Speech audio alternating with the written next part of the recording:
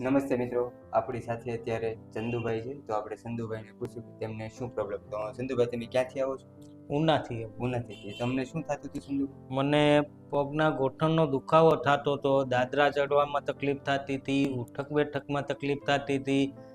2-4 જગ્યાએ મેં બતાવ્યું. એમને તમે કામ શું કરો છો?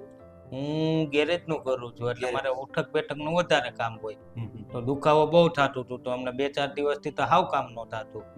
હા. પછી તમને કઈ રીતે અહીંયા આવ્યા મારું?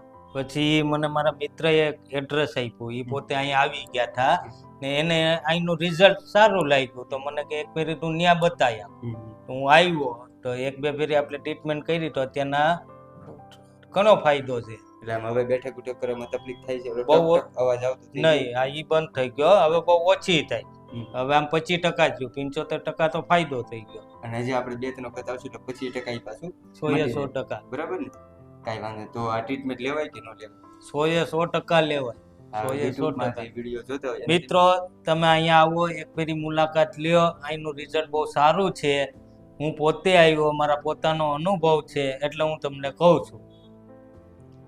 હવે બીજું કઈ થતું નથી, બરાબર? નહીં. અત્યારે તમે દાદરા ચડવામાં તકલીફ પડતી, પેલા એ વખત થાય છે ચડે? નહીં, અત્યારના તો એ તદ્દંતર બંધ થઈ ગઈ મારે. પહેલા તો મારા કીધા દાદરા ચડાતા જ નતા.